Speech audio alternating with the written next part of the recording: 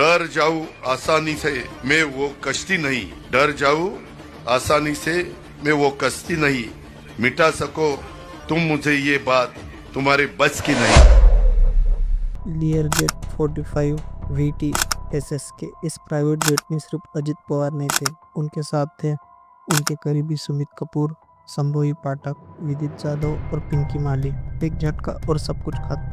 DGCA की report कहती है किसी के बचने की कोई उम्मीद नहीं। लोग कहते हैं राजनीति में दुश्मन बहुत होते हैं, लेकिन क्या ये सिर्फ कोई हादसा था या किस्मत का लिखा एक खौफनाक अंत?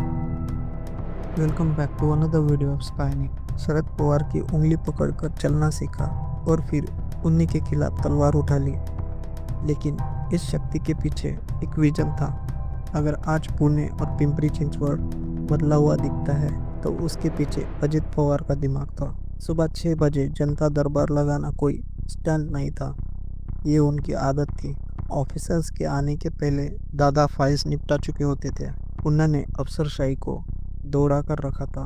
फाइल आ जाई तो आज ही साइन होगा। लोग कहते थे अगर काम करवाना है तो दादा के पास जाओ, वो हाँ बोलेंगे या ना बोलेंगे, पर काम लटकाएंगे नहीं। और सिर्फ काम ही नहीं, उनका अंदाज भी अलग था। गुस्सा नाक पर रहता था, लेकिन जुबान पर एक तीखा मजाक भी होता था। दादा तुम्हाला जोगेश्वरी मिसळचा टेस्ट कसा वाटला?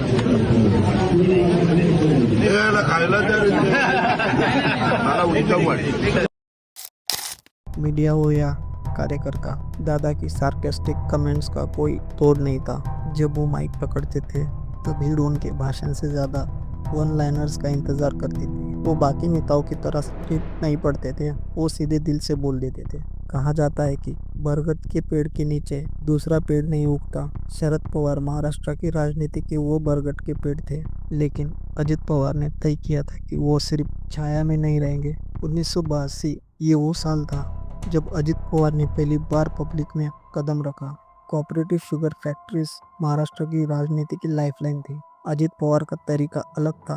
वो शरद पवार की तरह डिप्लोमेटिक नहीं थे, वो सीधे थे, मुंह फटते। काम होगा तो होगा, नहीं होगा तो फाइल बंद। लोग उन्हें दादा बुलाने लगे क्योंकि वो सुबह 6 बजे ऑफिस पहुंच जाते थे।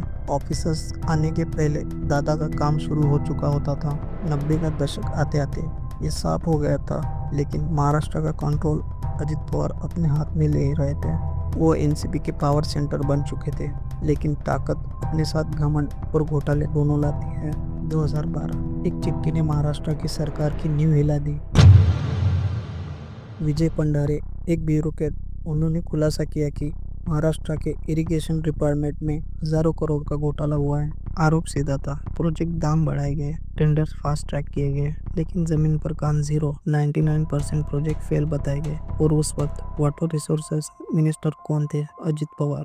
लेकिन कहानी यहाँ खत्म नहीं थी। एक तरफ 70,000 करोड़ का दाग और दूसरी तरफ 1300 करोड़ का Maharashtra state corporative bank scam. आरोप था कि अजित पवार और उनके रिश्तेदारों ने कौड़ियों के भाव में शुगर फैक्ट्रीज खरीदी। ज्ञानेश्वर शुगर मिल, ये नाम याद रखिए। जांच एजेंसीज का कहना था कि इस फैक्ट्री को खरीदने का पैसा उन्हीं कंपनियों से आया जो अजित पवार के करीबियों की थी। लेकिन अजित पवार की किस्मत देखिए, या फिर उनका पॉलिटिकल मैनेजमेंट। जब भी सरकार बदलती, उनकी फाइल खुलती और फिर बंद हो जाती। 2019 में जब बीजेपी के साथ जाने वाले थे तो अचानक एंटी करप्शन ब्यूरो ने कहा हमें कोई सबूत नहीं मिला, और उस केस में उन्हें क्लीन चिट मिल गई। जनता पूछती रही क्या ये इंसाफ था या पॉलिटिकल डील? अगर आपको लगता है कि आप अजित पवार को समझ चुके थे तो 23 नवंबर 2019 की वो सुबह याद कीजिए। सुबह के 8 बजे जब आधा हिंदुस्तान सो रहा था, अजित पवार ने अपनी जिंदगी का सबसे बड़ा जुआ खेला। उन्होंने अपने चाचा, अपने गुरु शरद पवार को धोखा दिया और बीजेपी के साथ सरकार बना ली। ये सिर्फ बगावत नहीं थी, ये परिवार का बंटवारा था। वो सरकार सिर्फ 80 घंटे चली।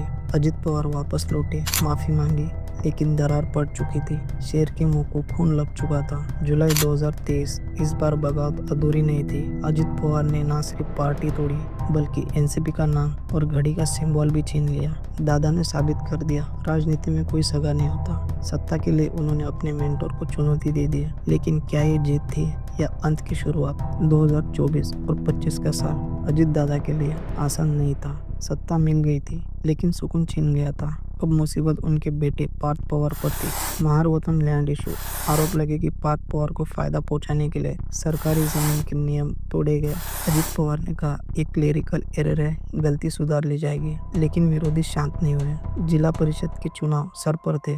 अजित पवार जानते थे कि ये लड़ाई उनके हक की है। वो थक रहे थे लेकिन रुक नहीं रहे थे। शायद उन्हें महसूस हो गया था कि वक्त कम है। 28 जनवरी 2026 मिशन था जिला परिषद और पंचायत समिति के चुनाव। पंचायत समिति के चुनाव और प्रचार। अजित पवार ने अपने 4 साथियों के साथ VTSS के लिए जेट 45 में सवार थे। प्लेन 16 साल पुराना था और पायलट भी एक्सपीरियंस था। प्लेन हवा में था, सब कुछ नॉर्मल था। अजित पवार शायद अपनी अगली रैली की स्पीच सोच रहे होंगे, लेकिन 8:48 पर सब कुछ बदल गया। प्लेन क्रैश हुआ। जब तक रेस्क्यू टीम पहुंची बहुत देर हो चुकी थी। चले हुए मलबे के बीच महाराष्ट्र की राजनीति का एक युग खत्म हो चुका था। सीएम देवेंद्र फडणवीस ने 3 दिन के राजकीय शोक का ऐलान किया। दिल्ली से लेकर मुंबई तक हर नेता हैरान था, लेकिन मौत के बाद भी सवाल उनका पीछा छोड़ नहीं रहे थे। सोशल मीडिया पर लोग श्रद्धांजलि के साथ साथ इरिगेशन स्कैम और बैंक घोटालों की बातें कर रहे थे। क्या अजित पवार एक विकास पुरुष थे या एक दागी नेता? ये फैसला आप पर है। अजित पवार की कहानी हमें ये सिखाती है कि पावर का नशा और लेगेसी का बोझ इंसान को कहाँ ले जा सकता है। उन्होंने गलती की, बगावत की और काम भी किया और राज किया, लेकिन अंत में वो उसी मिट्टी में मिल गए जिस मिट्टी से वो उठे थे। एक अधूरी उड़ान, एक अधूरा सपना। अजित दादा पवार आपकी नज़र में क्या थे, एक हीरो या एक विलन? कमेंट्स में ज़रूर बताएं। और वीडियो अच्छी लगी तो लाइक, शेयर, सब्सक्राइब ज़रूर करना। मिलते हैं अगले वीडियो में। Till then bye.